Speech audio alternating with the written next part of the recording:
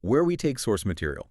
Sometimes it's, a whole stack of research. Other times just one really potent piece of content. And we break it down into knowledge you can use right away. Yeah, and today is all about acceleration, really.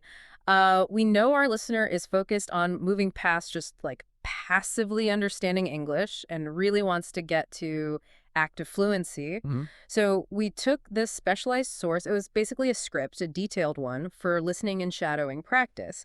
And our mission today is kind of to reverse engineer it for you. Exactly. We're not just going to listen to the conversation in the source. We're going to dissect it. Think of it like vocabulary surgery. Ooh, I like that. Vocabulary surgery. Yeah. We want to pull out the key words, those really important idiomatic expressions, and we'll use the tools that the source itself recommends.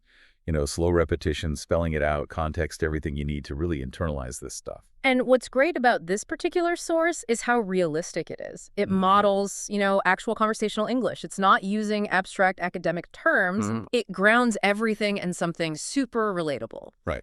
Money, habits, how we interact socially. And we're going to use that foundation today to structure our deep dive, making sure every word, every phrase we talk about is something you can slot into your own conversations pretty much immediately. And the source hammers this point home again and again. Practical fluency. Yeah. It needs intense, active repetition.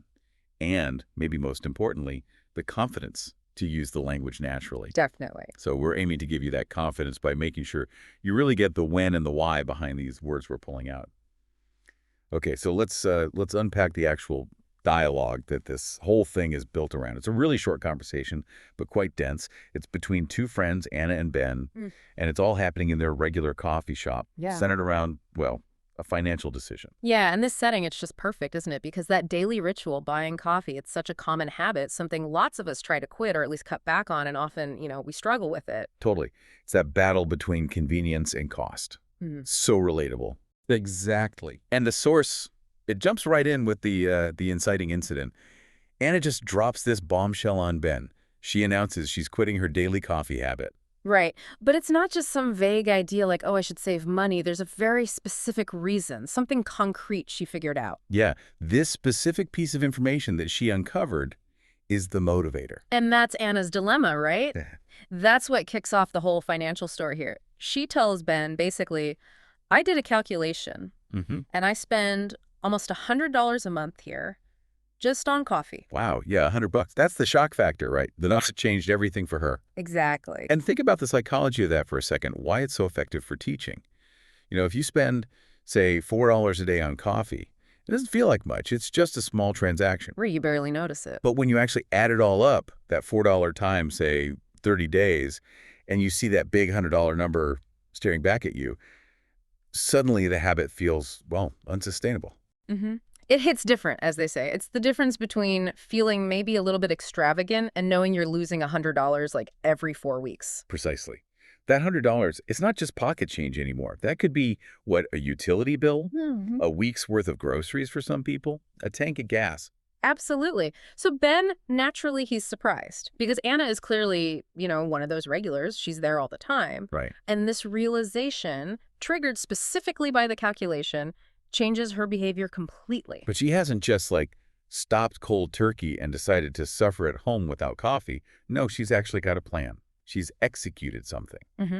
And this brings in the next layer of financial language. She's invested in a solution. Anna went out and bought a home coffee machine, and it cost $150. Okay, $150. And this is where Ben brings in that healthy dose of skepticism, which is so typical in these kinds of conversations about money trade-offs, right? Yeah, exactly. He pushes back a bit because $150, that's not nothing. It's a decent chunk of change up front. So the question becomes, okay, how long is it going to take until this new machine actually starts saving her money? Right. And here's where we hit one of our key phrases, that core financial language. Anna spent the $150 initially, but she's now freed up that $100 per month she was spending on coffee. So she explains that the machine should, quote, pay for itself within a very specific time frame. Yeah, and the source dialogue gives us that critical detail. Because she's saving $100 each month, that $150 machine will essentially cover its own cost in about 2 months. Okay, let's break that down. Month 1 saves her $100. Right. Month 2 saves another $100, which covers the remaining $50 cost and then some. So after roughly 60 days, It's pure savings from then on. Exactly. Which is actually a really quick return on investment when you think about it. And that quick return reinforces her original decision, the one based on that calculation. But hang on, if we're getting really technical about it, Yeah. doesn't that plan sound maybe a little too perfect? Like the pure numbers, the calculation, would suggest she should just stop going to the coffee shop entirely. Hey, it's the logical conclusion, yeah. But Ben, he's obviously observing the social side of things, so he asks the crucial question. So does this mean you'll stop coming here at all? And this is exactly why this little conversation is gold for fluency practice. It shows perfectly where the human element, our social needs, contradicts the pure spreadsheet logic. Totally. The pure financial move would be stay home, use the new machine, save all the money. Isolate yourself with your cheap coffee. Right. But Anna confirms, no, she's still going to come in sometimes. That social connection, the habit of seeing Ben, seeing other friends there, it's just too strong to cut off completely. But here's the compromise, hey. She changes her order. Instead of her usual, probably more expensive coffee. Like a $4 or $5 latte or something. Yeah, exactly. She'll just order a cheap tea. And the source specifies it costs only $2.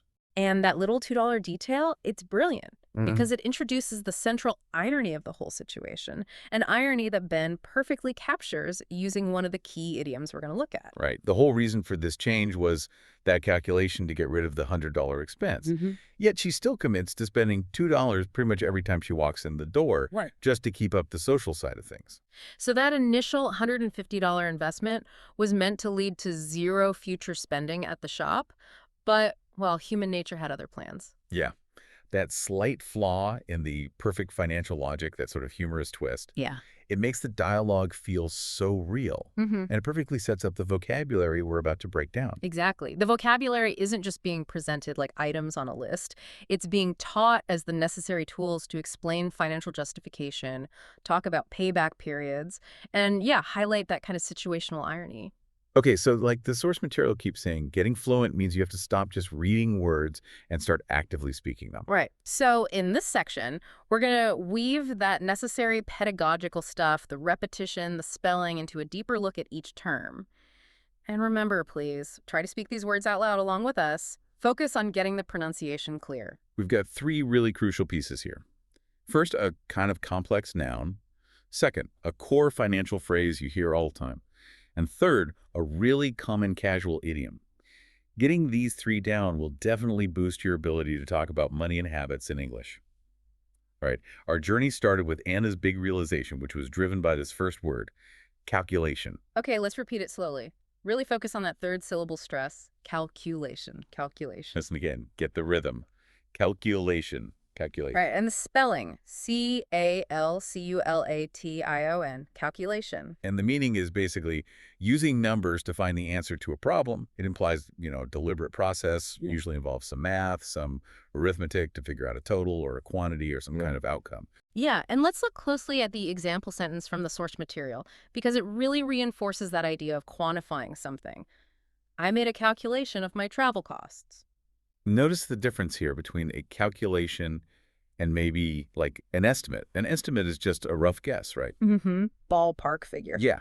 A calculation, though, that's the precise result you get from actually adding, subtracting, multiplying specific numbers, specific data points. Yeah. Anna didn't just guess her coffee spending. She performed a calculation.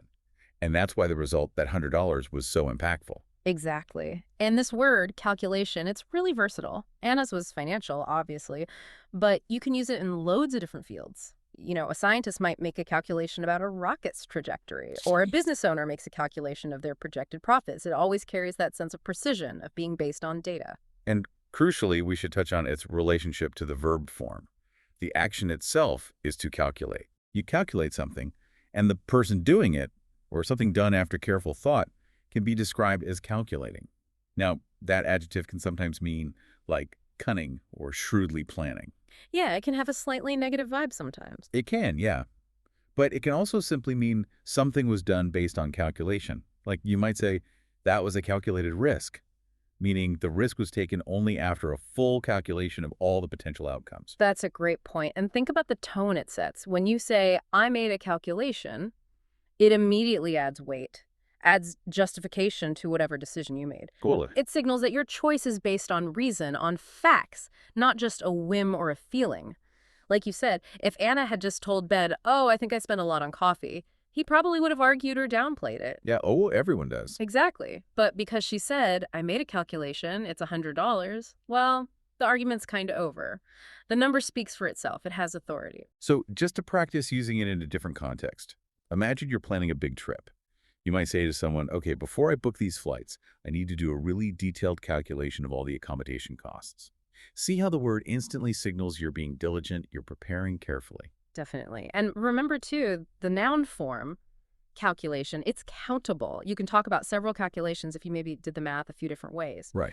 And repeating the word itself, calculation, that's what builds that muscle memory you need for clear pronunciation and knowing just where to put it in your sentences. Okay, moving on. Our second key item explains the whole economic reason behind that $150 coffee machine. It's a super common, really useful financial idiom, pay for itself. Yes, repeat that slowly. Try to link the words together naturally like we native speakers do. Pay for itself. One more time, listen for that native rhythm. Pay for itself. And the spelling, P-A-Y space, F-O-R space, I-T-S-E-L-F, pay for itself. And the meaning is essentially, when something saves you money, and pretty soon the money you originally spent on it comes back to you through those savings, it's the everyday English way we talk about the break-even point, or getting a full return on your investment, your ROI. Yeah, it's much more common in conversation than saying break-even point. And the source's example sentence is really clear for understanding this. My bike will pay for itself because I don't need to buy bus tickets anymore. Right. The initial cost of the bike gets canceled out over time by the money you save on bus fares. So let's dig into the financial mechanics for Anna. When she says the machine will pay for itself in about 2 months, she's taking a slightly complex idea, the payback period calculation, and boiling it down into just 4 simple words. Exactly. She invested $150. She's now generating, let's call it, a positive cash flow of $100 per month from the savings. The phrase pay for itself acknowledges that the initial cost is temporary because the savings are going to erase that cost pretty quickly. This phrase is like absolutely essential if you're talking about efficiency or long-term costs or investments. We use it for everything, from small things like energy-efficient LED light bulbs. Yeah, they cost more upfront but save electricity. Right, all the way up to big investments. Like someone might say, okay, putting in new insulation will cost thousands, but given how much less I'll spend on heating, it should pay for itself within, say, 5 years. And it's really important for you, the learner, to grasp the flexibility with tenses here. You can use it talking about the future. This new software will pay for itself. Or looking back, that solar panel investment has already paid for itself. Right. Or even talking about an ongoing process. That rental property we bought is paying for itself through the monthly rent we collect. The basic calculation underneath a savings eventually matching or exceeding the initial cost stays the same. I think we should also touch on the psychological aspect of this phrase, too. When you say, it will pay for itself, you're not just stating a fact. You're providing a justification, aren't you? Oh, absolutely. It's a defense mechanism almost. Yeah. It turns what might seem like a big expense into a smart, savvy decision. It reframes the cost. It's not money gone forever. It's more like a temporary loan that the item itself will repay. And that justification is exactly what Anna's doing when Ben questions the $150 price tag. She's countering his doubt about the immediate cost with the promise of future savings. Totally. So when you use this phrase, pay for itself, you're signaling that you understand basic financial concepts, you're confident in your planning, but you're doing it in a really natural, conversational way. All right, our third item. This is where the human element kind of messes up the perfect math. It's the casual idiom that Ben uses to express his surprise, and maybe a little bit of irony, about Anna's compromise still going to the coffee shop. The idiom is, go figure.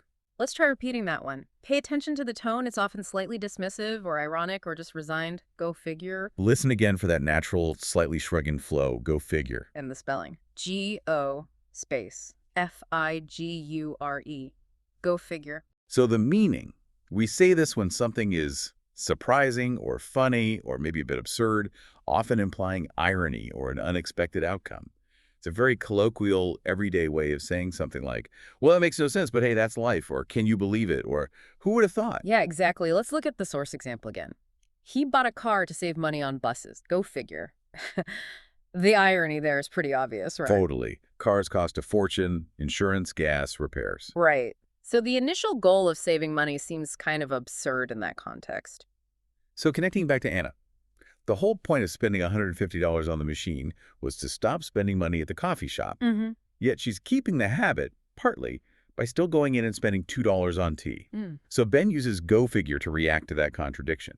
It's his way of saying, essentially, you went through all that effort, did the math, spent $150, only to still end up spending money here anyway.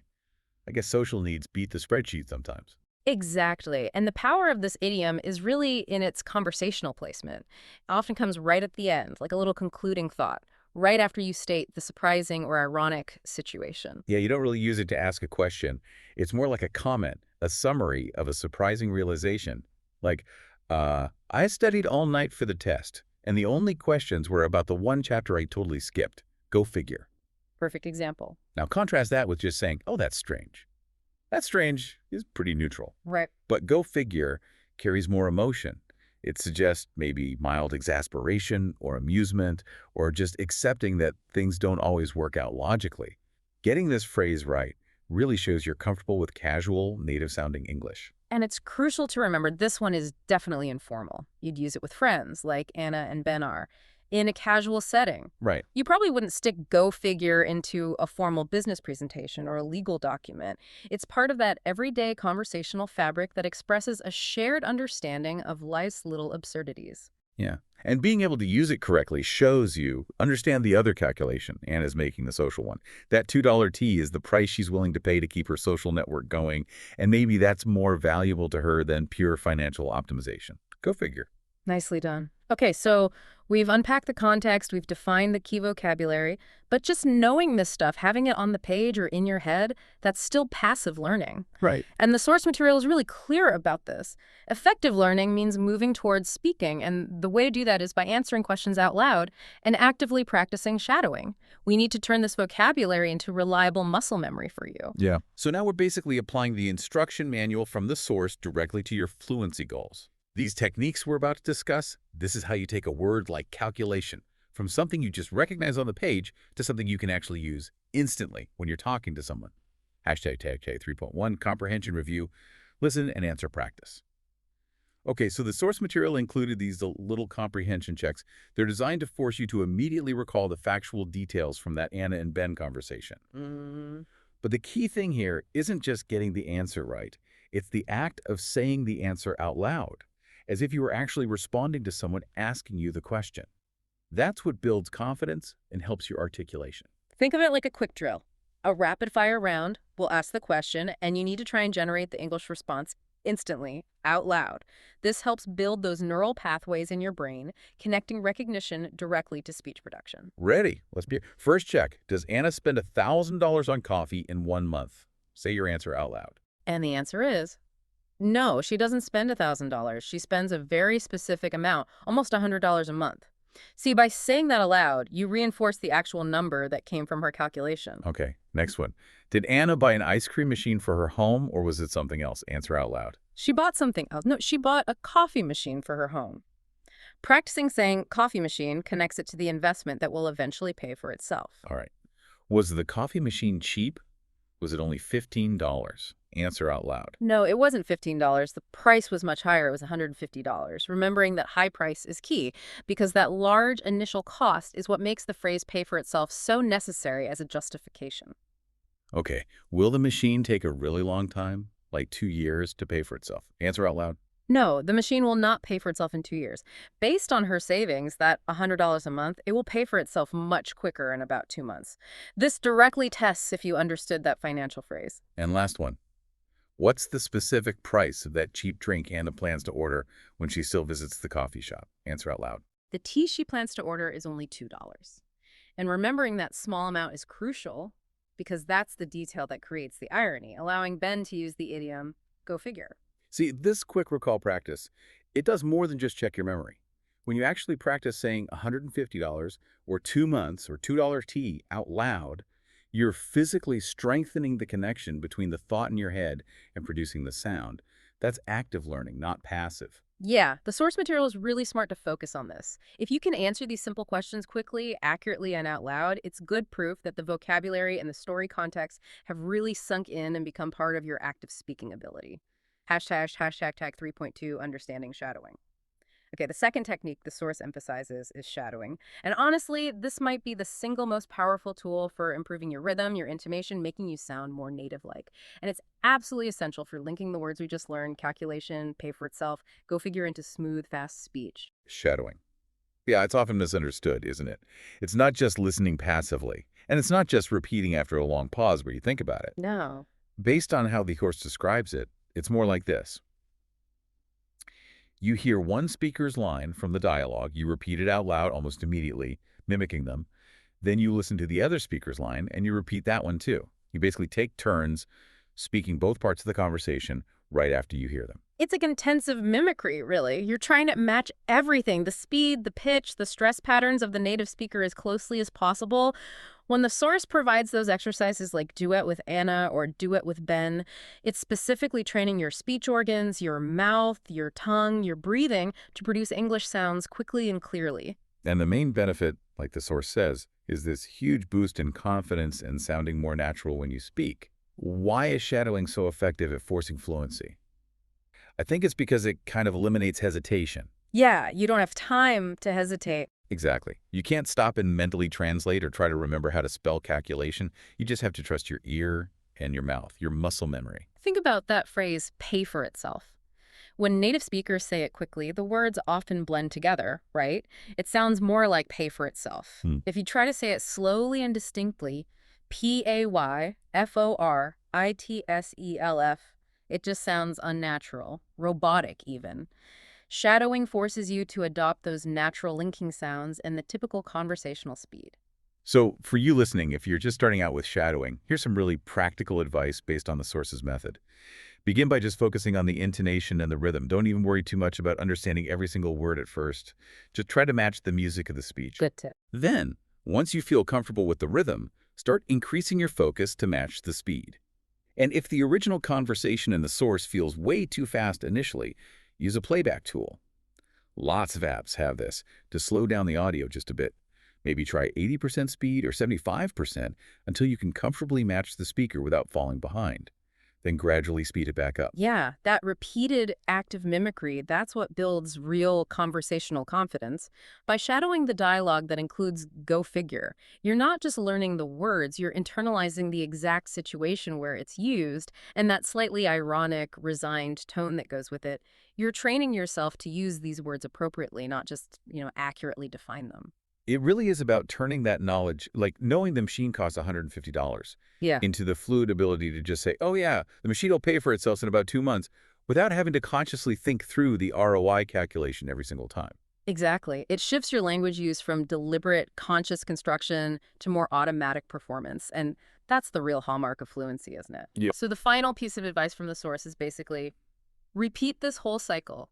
Listen to the dialogue, analyze the vocabulary like we did, practice the comprehension checks out loud, and then shadow the conversation multiple times. If you consistently practice even just this small, focused dialogue, the benefits will really start to compound. Hashtag tag outro. Okay, that was a pretty rigorous, but hopefully very practical deep dive. Yeah. We took what seemed like a simple chat about quitting coffee, Mm-hmm. and we pulled out some key financial vocabulary and, more importantly, some techniques you can use immediately to improve your fluency. So just to quickly recap, we started with that important noun, calculation, understanding it as the precise numerical reason behind Anna's decision. Right. Then we moved to that essential financial phrase, pay for itself, which is all about justifying an investment by figuring out the break-even point. Yeah. And finally, we explored that nuanced, very common, casual idiom, go figure, which helps us express surprise or irony about those funny contradictions in human behavior. And we didn't just define them. We showed you, based on the source material's own methods, how you can internalize them through active practice, answering questions out loud, and using that powerful fluency technique, shadowing. Our final takeaway really just echoes the main advice from the source itself, which is pretty much the cornerstone of any effective language learning. Repetition, repetition, repetition. It's the best way to improve your English speaking. The clarity you want, the rhythm, the confidence, it all comes from repeating this stuff until it becomes automatic. Animator-specific financial calculation. She figured out her $150 investment would pay for itself in about 2 months, thanks to saving $100 monthly. So we want to leave you with a final thought to chew on. Think about your own language learning journey right now. What is your small, consistent repetition investment? Maybe it's reviewing these 3 words and shadowing his dialogue for just 5 minutes every day. When do you think that investment will pay for itself in real, measurable fluency gains? What's your personal language learning calculation? Time to make that investment starting today. Thanks for diving deep with us. We'll catch you next time.